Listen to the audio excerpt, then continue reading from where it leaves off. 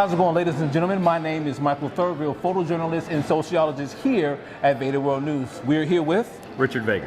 All right, Mr. Richard Vega, what are you running for? For Harris County Commissioner, Precinct 2. Get out of town. All right, small world, small world. Now, what started you off in this particular journey?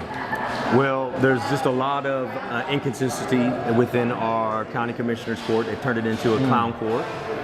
They had done wasteful spending. Public safety is a major concern within our communities, but most importantly, when I really decided to get involved was when I've been involved in standing for conservative rights. Okay. But when Adrian Garcia took a position on the Gulf Coast Protection District, which was an illegal position for him to take, really? I filed a lawsuit. Immediately when I filed the lawsuit, he decided to step down. Wow. Yeah, and so right now it's in the Texas Court of Appeals, and we believe that they're going to make a ruling. If not, it'll go to the Texas Supreme Court. I don't think a lot of people know that. A lot of people really don't know that story. What are the things that concern you outside of waste, fraud, and abuse with this particular position you're running for? Well, let's just take, for example, when he took that position, he was able to tax Harris County residents on both sides of the fence. Really? He was able to give out competing contracts on both sides of the fence. Okay. And he did it. So here's the thing. Do you trust an individual that is doing that to all of us? No, I can't answer that question but as a journalist. So I have to let do you think it's right? Now here's what the Texas law says, that you can't do that. Okay. So it's unethical. It proves the individual who he is, and it also proves that the Harris County Commissioner's Court approved it and allowed him to go and do that. So it's not just him, it's all of his counterparts so it's as well. a conglomerate. Okay, so what other things are important to you? Well, that's extremely important, is accountability, transparency, right? Okay. And making sure that we are upholding, the residents' our needs, right? Infrastructure. So we know that we voted for a bond many years ago, $2.5 billion bond that we approved as voters. Well, do you know they took over $1 billion of that bond and didn't even put it into the infrastructure? They created a bunch of projects out of it. So where did that money go outside of those projects? Are these known projects? Absolutely. So some of these projects that we even looked into are just literally paying salaries. None of these projects that got developed were even had no work, had no proof of work, only paid salaries.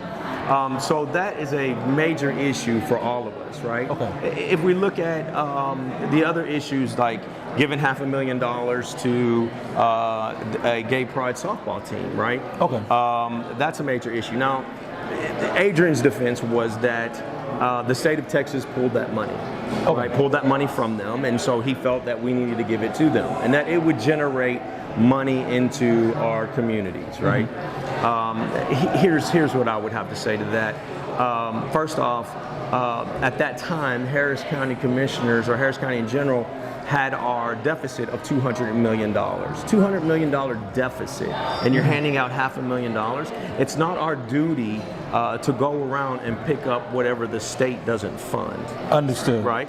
Second thing is, there's many more projects out there that we could put that money to use to be able to get a return on our or return on capital per se, if that's what he was trying to say. Understood. So because people are going to come in on hotels, they're going to come in on spend at restaurants and all of these other things, like the World Cup, right? Yes. It's going to produce a lot of revenue. It will be here next year. Absolutely. So there's a lot of different avenues that you could actually plug that money into somewhere else. But more importantly, you could turn around and plug that money into our infrastructure. Okay. So in Precinct 2, what I'm representing and what I'm going for, our infrastructure is shot.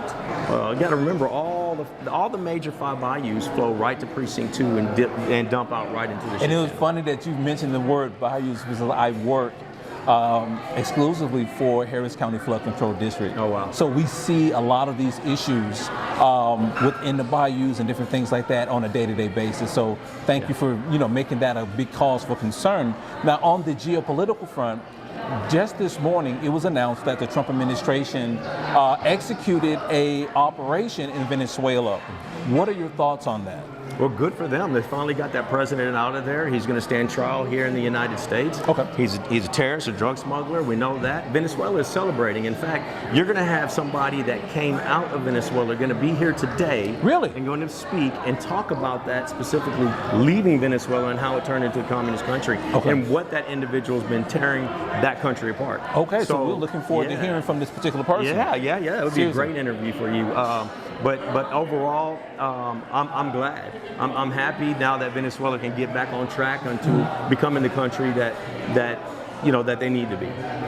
Final question: where can people find you? At richardvega.us. Sorry. Okay, gotcha. richardvega.us. All right. Well, it's an absolute pleasure, sir, to speak with you Thank you. today, and I'm looking forward to speaking with you again pretty soon. Hey, thank you so much. Thank you. Bless you.